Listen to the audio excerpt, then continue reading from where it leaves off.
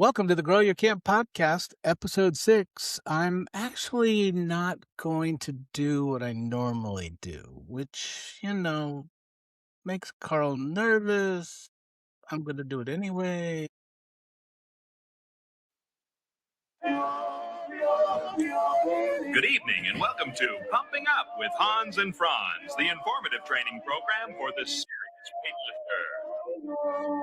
Hello, let us begin by introducing ourselves. I'm Hans. I'm Franz. And we want to pump you up.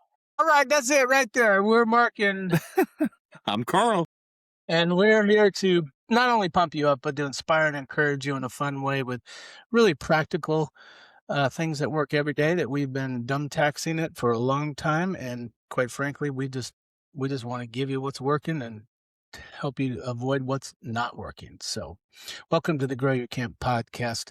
Carl and I are two very unique guys. I like to share stories, and Carl builds systems. And when we come together, it helps us grow your camp. Because as a mentor said to me years ago, when I started 35 years ago, Mark, if you're going to be in charge of marketing, remember, we can't minister to empty beds. And frankly, that has driven me for years.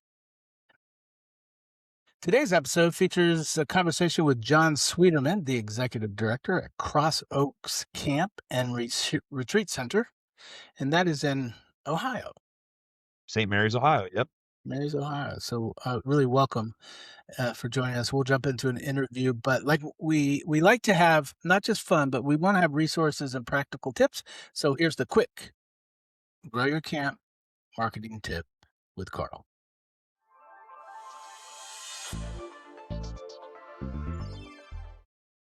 All right. Here's today's quick camp marketing tip. Answer the question that they haven't asked yet. One of the patterns that we see across almost every camp website is this. There are a lot of unanswered questions. Now, retreat organizers are all trying to figure out the same basic things when they're visiting your website. Is this venue a good fit for our group? Do they have the kind of activities that we want to do? Do they have the kind of lodging facilities that are going to be comfortable and affordable for our group? What's the overall experience going to be like? How does the pricing work? And if I was interested, what's the process to actually book an event? Here's the key. If they can't quickly find those answers on your website, most of the time they don't reach out to ask. I used to teach classes, and when I got taught to be a trainer, one of the lessons I was taught is to encourage questions and to realize that if one person in the room had a question, that usually that meant there were at least 9 other people in the room that had the same question, but were too embarrassed to ask. Now, that was 20 years ago. Fast forward to today, in today's internet world and all the information of the world's at our fingertips. If I'm on your website and I can't get basic answers to questions and I have to call you to get those answers, it may sound unfair, but you're making me work too hard and I'm going to go to somebody else's website. So that's what I mean by they're just going to go keep looking. So the reality is the camps that generate more inquiries are not necessarily the camps that are getting more traffic. They might just be doing a better job at answering the questions up front. So a simple way to apply this for your organization is look at your website. Actually, before you look at your website, sit down and talk to your guest services people and ask them to make a list of the top 5 to 10 questions that they find themselves answering on those initial calls with retreat inquiries or with parents that call in. And then go look at your website. Does your website answer those questions? If it doesn't, you've got some work to do. Add some detail to your key pages that answer those questions. And even if your website does answer those questions, we've all been trained by the thousands of other websites we've seen to scroll to the bottom of the page and look for the FAQ section if there's a question that hasn't been answered. So add an FAQ section at the bottom that answers the laundry list of questions that you usually get and makes it really easy for people to understand how things work. So that's today's tip. If you want to increase your bookings, you might need more traffic, but before you go about that, you might just need to make some quick tweaks to your website, like answering the basic questions that people have when they're beginning the process of booking a retreat. So instead of waiting for the questions to come to you, start answering them on your website before you're even asked. That's today's marketing tip.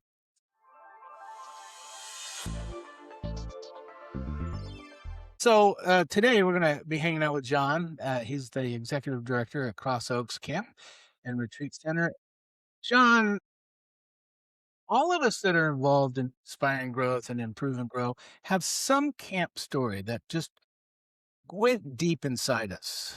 I'm just curious, do you have a camp story that is a personal experience that you can share that impacted your life?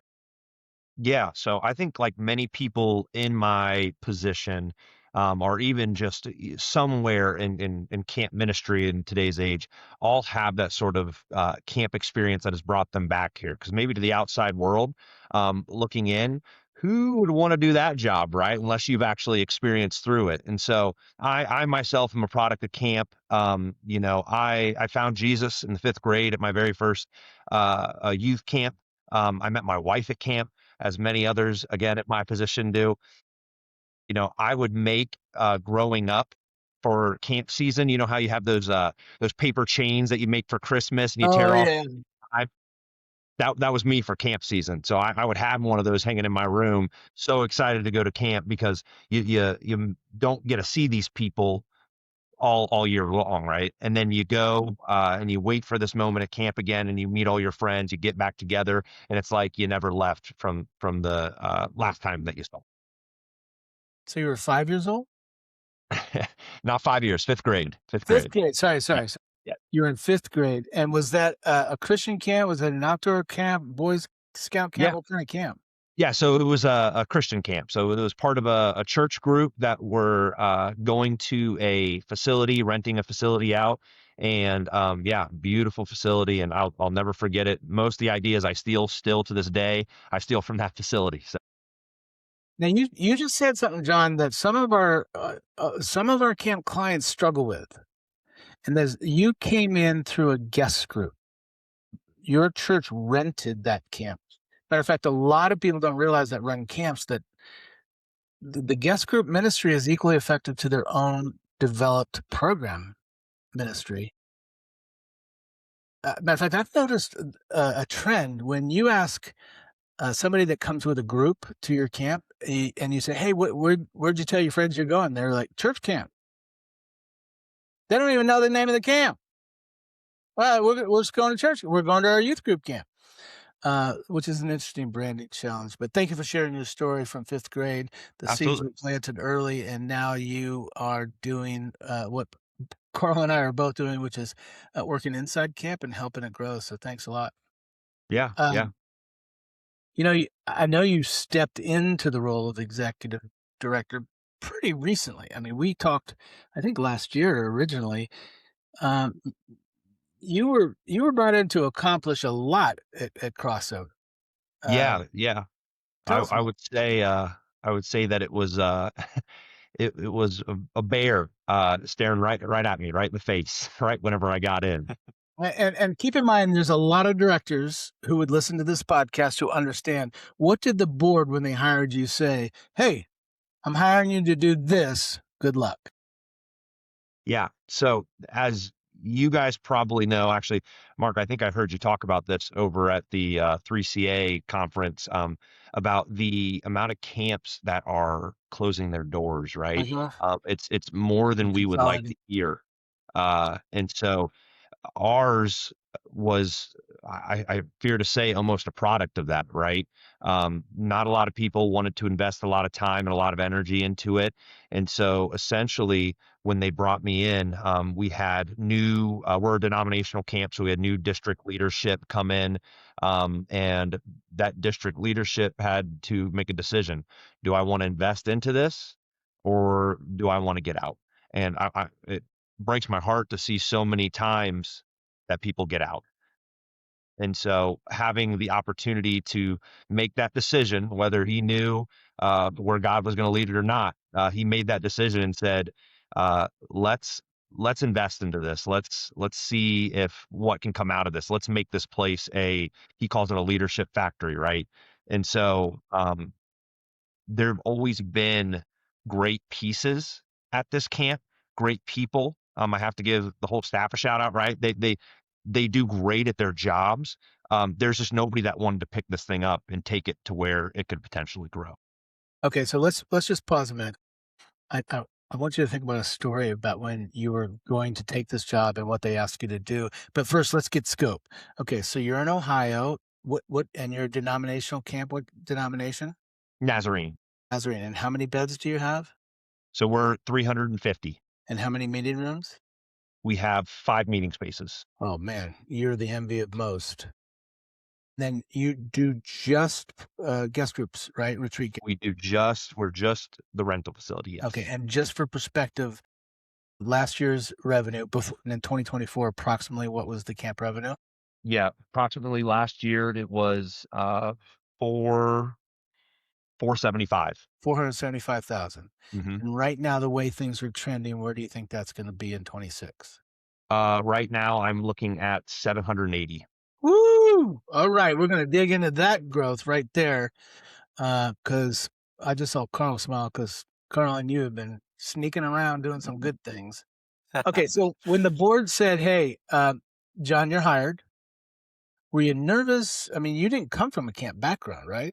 No, no. So I'm education background. So I've done some similar things, I would say, mostly in regards to when I worked at the private school. It was a brand new start of a private school, and I helped kind of build some of those foundational pieces for us to be a like accredited private school K through 5th grade. And so I had some experience there working with boards and different nonprofits. I ran the admissions there. And so I had a little bit of experience, but still nothing is as intimidating as camp ministry, I would say, as walking in as an outside perspective. Well, intimidating in what way? What would you say is one of the examples? Yeah. So I would say when they tell you when you walk in and they're like, oh, yeah, by the way, if there's ever a problem here on property, from if it's plumbing or electrical or there's something happens with the gas, anything, they're like, oh, yeah, you're the guy. And so having that on my shoulders right when I started, and they're like, oh, yeah, by the way, my start date was May 20th. You have 10 days until summer starts. And Oh my as all the gosh, camp people really? know, it was like sink or swim at that moment. Dude, okay, well, that's a lot. And what give one specific metrics that the board is holding you accountable for. What's something pretty big? Yeah, yeah. So, one of the biggest was off-season business, right? So we have no more space for the summer. So they had told me that we are not going to grow anymore if we don't raise prices. So I go to the customers. I say, I got to raise prices. The customer's like, we don't like that. Okay, let me go back to the board. Customers don't like that. So then I go to the board and I say, well, what about doubling our groups? We have the facility. I heard just you guys made the comment. We have the facility to do it. All of our groups have been coming here for 20 plus years and they've been by themselves and it's a group of 30 people. So I had to make the decision and I went back to the customer and I said, you have 2 options here. I'm raising it to this, or you have to share. Christians share, right? So No. that's kind of the option we went to. You just man, you just opened up some really great conversations. So, um, there is there's this dance that executive directors and boards have to learn how to dance. And that was a really good example of them saying, "Go do this." You came back, got market research. You said, "Okay, now what?" And the solution forward was, "Okay, well, then we just need to get more volume, not so much price increase. That may come later, but more groups." So more groups is what you did. You met Carl, and you're like, "Hey, how can you help us with lead gen and filling the calendar?" Talk about that, like the system that you've been working with Carl. What is happening? Can I interject and just say before that, one thing that amazed me was when I met John, his first response wasn't, okay, I need to call in help. Um, John's first response was to start cold calling churches. Churches. And so I would love you to ask, or I'll ask, but John, tell us, how were you approaching lead gen then? Like, you decided I need to get more groups, and you went on and did that yourself Yeah, for a little tell us about while. that. Why did you decide to do that, and how did that work for you? Yeah, guys. So it just comes back to what I knew. So I would say that my passion is for kids. My hobby is sales. So as a when I was a teacher, we would obviously I'd have the summers off. My wife and I would go travel. And while we were traveling, I would take a online remote gig that I would just cold call, and I would just enjoy it so much. And so not very many people You're say a that. rare bird, man. Yeah, sure. But I loved it's the what's it called? The rejection theory, right? Of how you can grow through rejection. And so yeah, I would literally do that for fun. And so I would do lots of cold calls and learn through an online real estate software platform. I did software sales, and yeah, I just took that experience and I'm like, I don't know what else to do. So what did I do? I asked a friend of mine who does who grabs like different software data, and I said, hey, I need you to make me a range within 100 miles of every single church, nonprofit, whatever it is, school, and I need you to get me their address, their phone number, and their size, like size of organization. And that's what I did, and I got a list back of over it was probably 1,500 to 2,500 potential people, and I just went through and and dialed. So that was a couple hours of my day every day. Smiling and dialing. And what kind of results did you get? Lackadaisical, not so great. Probably gained maybe 3 or 4 groups from that. But again, it was the only thing I knew. 3 or 4 groups was exciting to me out of, I probably dialed 600 people, 600 different groups. And so at 3 or 4, with my experience in the software sales, those are actually pretty good numbers for that. So yeah, that's kind of where I started doing that, and then also my own kind of email follow up.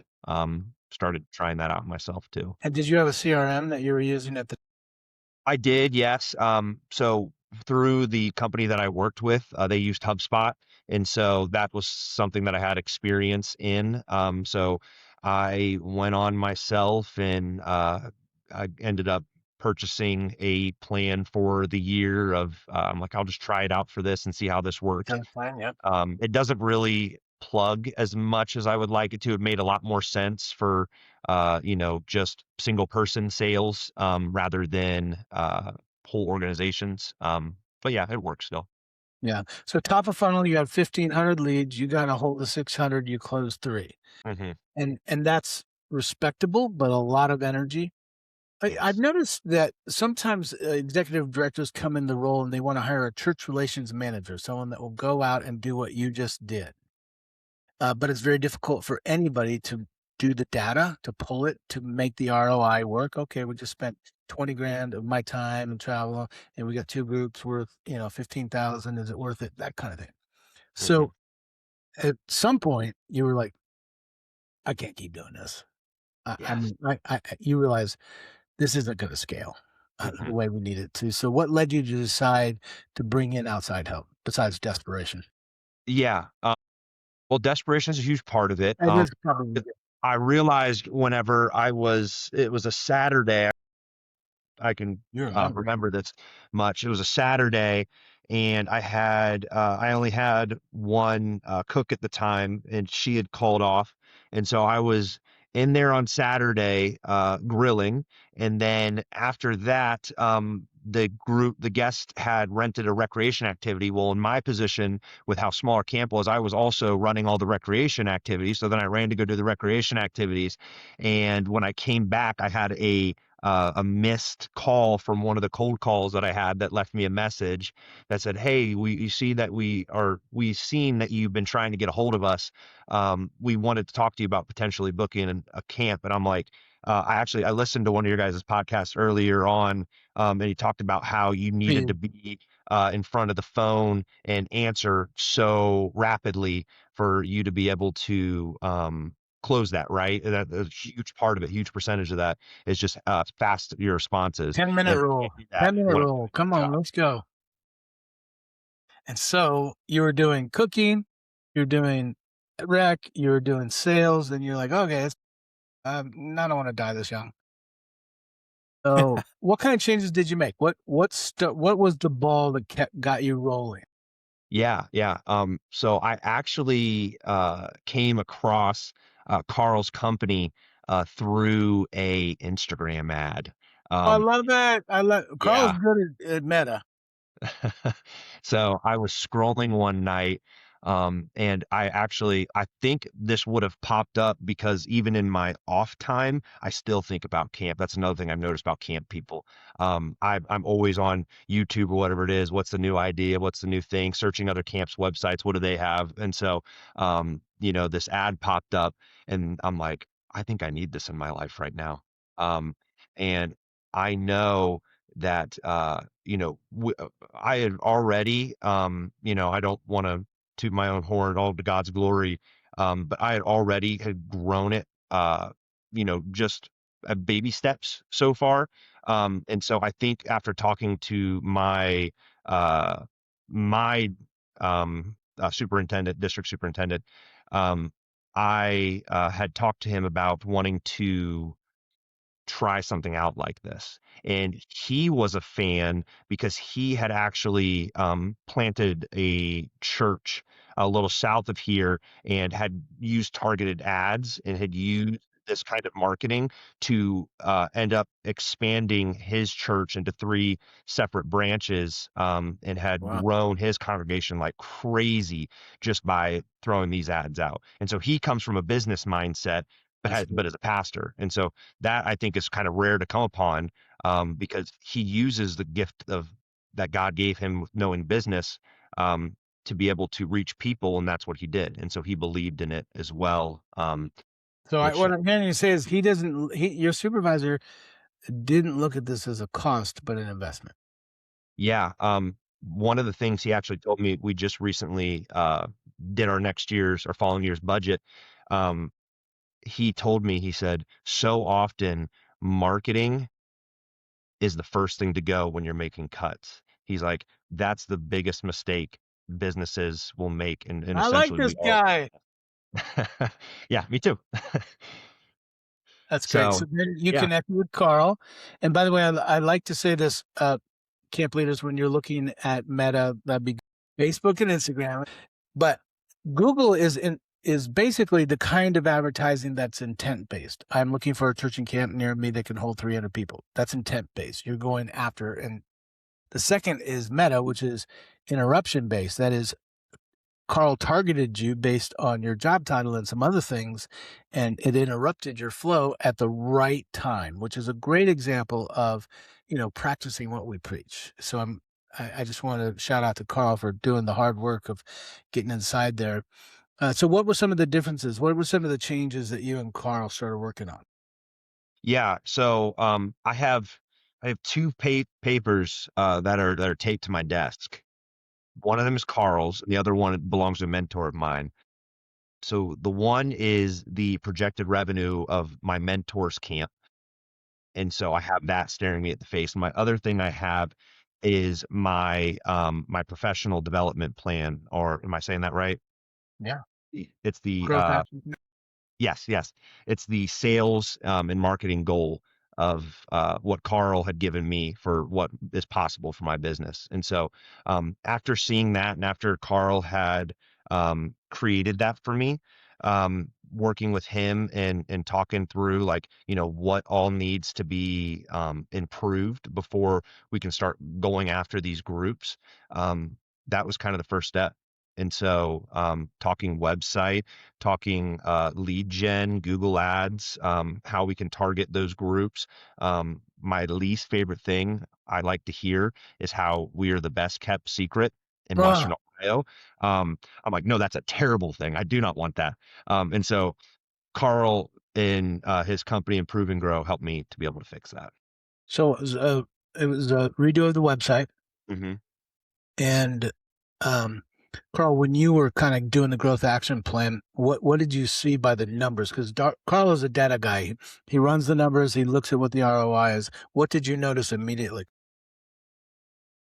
I think the big things were Crosso Camp was essentially non-existent online. Like they weren't showing Zero up bugs, yeah. even just in their immediate locality, let alone their overall service areas. So that was the primary strategy to help them get there. I also learned that the denomination already had access to the Google for Nonprofits program and the Google grant. So we just needed to tap into that to run some ads for them. And then the other piece was website. Um, they had a good logo. They had a website that communicated some good information, but it needed to be organized differently. So we built a new website for them. While we were building the website, we got some ads going on Google Ads. We also built a good SEO foundation with the website, and I think we launched in about, I guess all in all, it was almost 2 months, month and a half, 2 months or so from when we started. We launched the website, and then it was my turn to be surprised because I think within a week, John had already called Jen, our strategist, and said, "Hey, it's working. I'm getting leads." And I think we actually hadn't even launched the ads yet then. It was literally like usually SEO doesn't work this fast, but they started showing up on Google Maps even faster than we would have expected them to. They started getting calls. Ads turned on really soon after that. They started getting more calls and inquiries from that. And I'll let John talk more about the results in that. But essentially, it was building a new website to get a better foundation on what they offer and how they do it, and then using Google Ads and just naturally showing up organically on Google when people are searching as the primary way of getting in front of people that are already looking for a retreat venue. Hopefully that's making, I want to hear from John, but hopefully that's making John's sales job a little easier too. Because the reason I wanted you to ask, or John, the reason I wanted to ask you about the cold calling was because not only is that hard work, but that sales call looks a lot different, I think, than the sales calls you're having now. Because that sales call then, if we kind of contrast that, you're calling someone who wasn't out there necessarily. You're calling 600 people, hoping that one of them is actually doing a retreat already or thinking about doing one. And they're thinking about doing one in the season you're trying to fill. Like that's a hard target to hit. Whereas now you're getting in front of people that they're reaching out to you, first of all, so you're not having to cold call them. Number two, they're reaching out to you when they were searching and found you. So I'd love to hear from you, like just your perspective. Are those calls really different from your mind, or are they just as hard? Yeah. So I wrote down this number for you guys. So 88% is my close rate now. So that is fantastic. Fantastic numbers. I'm like, I told my wife, whenever this first all started up, I'm like, I think I'm a good salesman now. And so she said, she mentioned, she's like, well, it just sounds like you have the right things in place. And so she has no idea what's going on behind the scenes here. Good But wife even she right knew there. like you need the right tools. And so having that sort of success rate, having conversations where it is very pleasant to talk to people and very pleasant to, I always said if I could just get people here, I know God can do the rest. And so that's what started to happen. People are wanting to come tour here, and the moment I get them to see the grounds, it's like it's in the bag already. And so the only time um, I'm not closing it. It's on me because I don't have the space for them, or our price might be too high, or it's not exactly what they're looking for. But for the people that are looking for something like this, uh, we just needed we just needed them to come in. I mean, that's essentially what it was. People were looking and they just didn't know where to go. Qualified lead. So it was the website, it was building the SEO, it's getting warm leads, you're having conversations with people that are interested right now, all of which has driven your revenues almost doubled in your projections. So that's a pretty good story of growth. As you scale and grow bigger, are you going, I mean, are you going to keep doing the sales yourself? You're going to hire somebody and train them? How long do you think I mean, I know it's your hobby, but how long can you stay in there? Like when you hit some growth level, you're like, okay, I need more help. Yeah. So, and that's essentially what we're running into at this point is, this is really fun. But with more groups comes more work, Right. right? More work to So, deliver. so thanks a lot, Carl. Um, Yeah. so It's the yeah, double-edged sword of growth. It's the happy, happy, "Oh my gosh, they're actually coming." Yeah, exactly. So we're at a point where we're really starting to discover and ask ourselves the questions of who it is, who do we want to be? What is it? What's our mission? What's our vision? What are we striving to become? Because for so long, this camp's been around since 1947. It's just been kind of uh, go at your own pace, and groups might come or might not come. It was only a Nazarene only camp for the longest time. And so, um, with us opening the doors like this, and my supervisor, he explains it like we've just opened the floodgates, right? And so we have to make sure that the team's in place. And like I mentioned before, we have a super strong team, with Mark in our maintenance and Susan Shelley and all the rest of them. They're fantastic. So we have the team.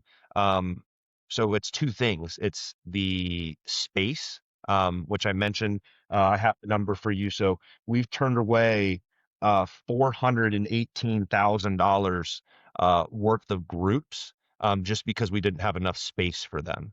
Um, so all Meeting space or beds? beds, Yeah. beds. Okay. Wow. Um, so we're working on a capital campaign right now, trying to get that issue taken care of. But then yeah, the second issue is okay, how long can we all keep this up without really starting to decide who we are? So we're in the midst of those conversations right now. Good. I've got 2 last questions really quick before we, bring it to a close, and then I'm gonna give you a question to think about to give us at the end. So what's the most surprising thing you've discovered as growth is Yeah. So I would say probably the most surprising is, okay, this is going to sound weird, how easy it was once I asked for help. Mm. So for the longest time, this is something that I've been working on personally. A lot of it was a little bit of a pride issue, I think. I just thought, oh, I'll just take care of it myself. I can do it. My dad was a business owner before me, and that's how he ran everything. He just took care of it, made it happen himself, and he worked, 16 hours a day. And that's just how he was raised and how he did things. And so, that's how I started off. But the moment I realized I need a mentor in my life, I need to reach out to professionals that know how to get this done, and I need to keep asking questions. That was kind of the big thing for me is how easy it was, once I did start to reach out. curiosity is at the core of our growth strategy, and I'm glad to hear you're asking a lot of questions. If you're speaking to an executive director, which you are right now, only you can't see them, um, but they've been tasked with driving growth, what advice would you give them? Yeah. Um, So I'm going to go along the same lines, of those three things. So first off, you have to decide and discover who you are and who God wants you to be, and who God's calling you to be as a director, and then who God's calling you to be as a camp, right? Um, that's the first thing.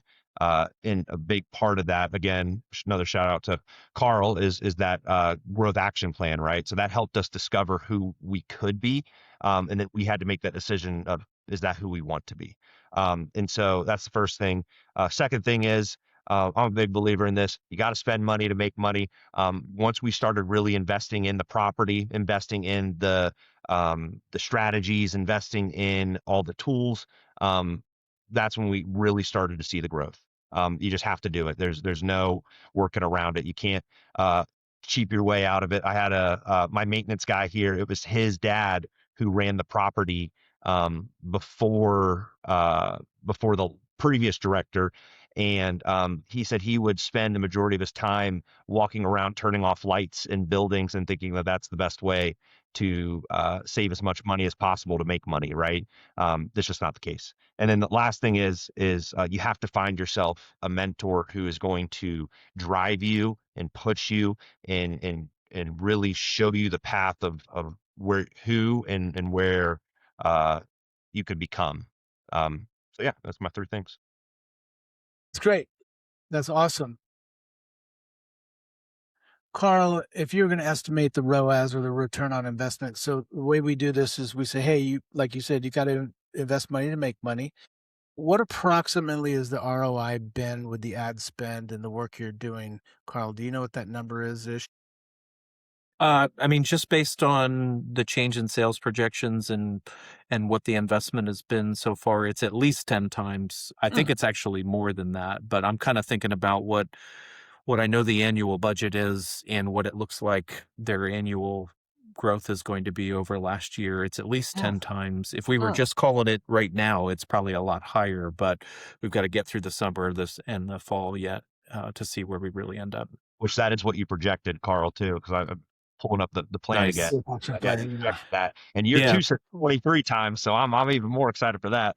Yep. What Yeah, was it the will last thing you continue to said? get better. What'd you say, John? The three what? I said the year two projected is 23 times, and year three is 38 times. So Yeah. so we're moving in that direction. Well, we're Yeah. happy when we get a 4 ROI. If you give me $1 and I give you 4, that's a pretty good return. But 10, so every dollar you gave and invested in marketing, you're getting $10 back. That's great. So here's the question I want you to think about as Carl is going to wrap up our podcast, and that is this: when we interview the next executive director, what question would you ask them? And we're going to take your question and include that into our next podcast with an executive director. So be thinking about what that question would be. And Carl, thank you for walking beside John in a way that is energizing him and encouraging him and helping him focus. And John, I'm just so encouraged to hear your story of bootstrapping it and ask for help and being curious and investing. That's a remarkable story. Thank you so much. And we wish you Yeah. well. We want to see more growth for you. Carl? Thank you. Yeah. John, I just want to say thanks for trusting us and letting us walk with you on this. It's why we do what we do, and it's been a lot of fun. And we're still got a way more fun to have together. So that's really cool. But I appreciate you coming on and sharing your story. Absolutely. Yeah, so as we close down, I just want to talk to our audience here. Camp leaders, I just want to thank you for being a part of this podcast too. Doing this for you. Mark and I, when we connected, we realized we both want to help as many camps as we can, and we can only help as many camps as our teams are able to on an annual basis. And we just want to figure out ways to help more and more camps. And this podcast is one of those. This is just a lot of fun. And yeah, I just want to leave you with why we do what we do. It's because we believe what you do matters. You are creating spaces where people can come, connect with each other, slow down, and most importantly, find space to reconnect with God. Those experiences don't happen on accident. When the buses don't run on time, or when the activities don't run well, or if the food's bad, or if the lodging's uncomfortable, let's face it, it's hard to really slow down and connect when you've got those problems. So the behind the scenes work that camps are doing to make these experiences fun and engaging, it just creates a space where the Lord can meet us, and that is really awesome. We love helping grow camps so that they can help more people meet God, and that's what we do. Yeah, this show is all about trying to help you find ways to learn how to make your camp more visible and bring more people to it. So love that you're here. Before you go, I just ask quick 2 favors. One, if this episode was helpful to you, make sure you subscribe to get our next episodes, like it, share it, send it, email it to another camp leader who you know could benefit from it. Second, we'd love to hear from you. We are creating topics that we believe are going to be relevant. I mean, we know that they are from our interactions with the camp leaders we do work with, but we want to widen our topics to the things you really want to hear about. So if you go to growyourcamppodcast.com, there's a button about halfway down that page that says submit your topic. You can click that button, record a question for us. We'll feature it on an upcoming episode. And yeah, we want to keep going. So thanks again for listening. And remember, let's grow camp together. Okay, John, what question are you going to leave for the next executive director?